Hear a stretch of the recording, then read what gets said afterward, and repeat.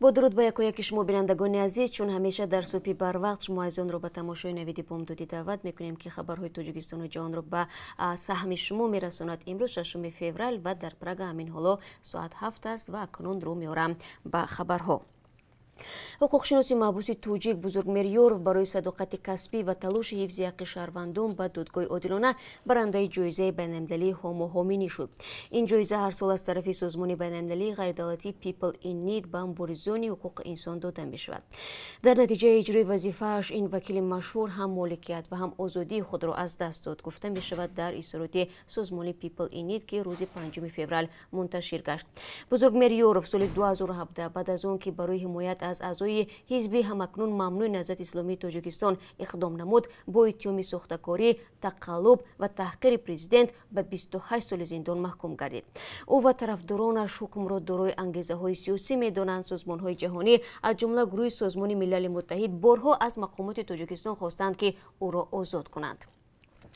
Комиссияи марказии интихобот ва райпурсии Тоҷикистон номзадҳое ки ҳизбҳои сиёсии расмӣ ба интихоботи парлумонӣ пешниҳод карда буданд сабти ном кард. Наврӯз Самадзода, котиби комиссияи марказии интихобот ва райпурсӣ ба радиозодӣ гуфт, аз ҳизби аграрии Тоҷикистон 13 нафар, ҳизби социалистии Тоҷикистон 5, ҳизби халқи демократии Тоҷикистон 26, ҳизби ислоҳоти иқтисодӣ 7, ҳизби демократии Тоҷикистон 4 ва ҳизби социал-демократ ва ҳизби коммунисти Тоҷикистон 5 нафариро ба ҳайси номзад ба вакилии маҷлиси намояндагон сабти ном намуд.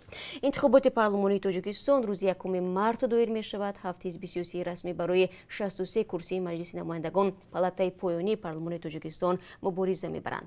ҳавзаи интихоботи рақами 11 дар ноҳияи Файзобод номзадии рӯзноманигор ва ҷавони фаъол Завқибек Саидаминӣ ба интихоботи парлумониро ба хотири бекор шудани 17 овоз ба ҷонибдорӣ аз вакилии ӯ рад кардааст.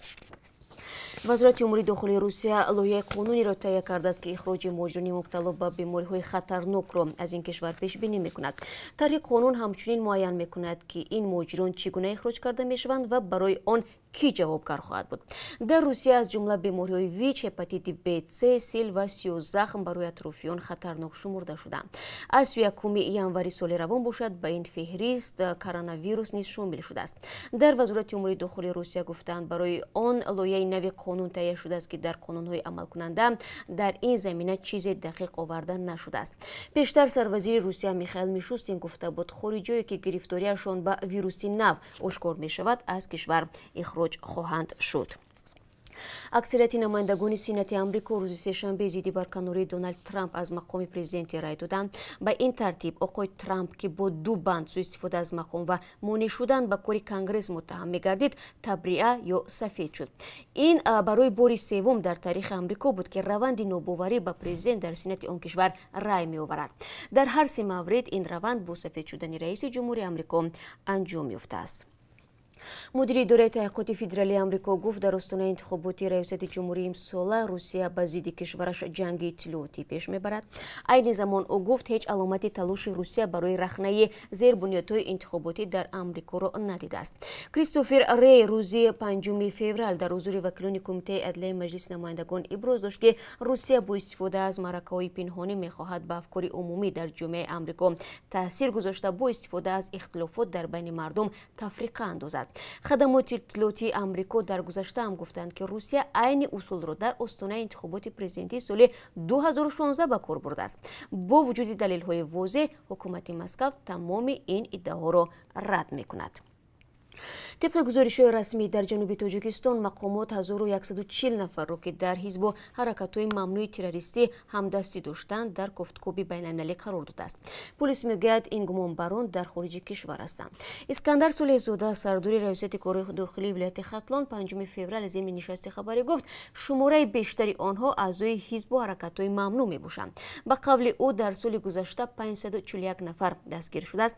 اما اسکندر صالح‌زاده دقیق نگفت که کیها و عضو کدام حزب و حرکت‌های ممنوع بازداشت شده و کیها در کفت‌وکوب میباشند.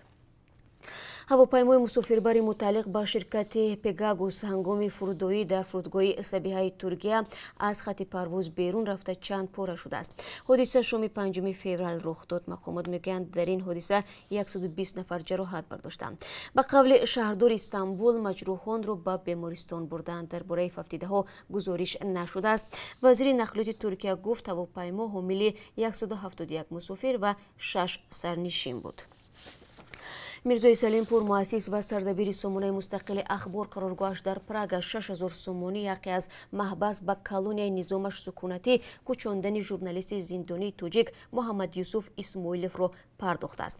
мирзои Салимпур гуфт хост аз ин тариқ ба ҳампешаи зиндонии худ кӯмак кунад ва ҳадди ақал ӯро аз зиндони низомаш сангин ба маҳбаси низомаш сукунатӣ гузаронад.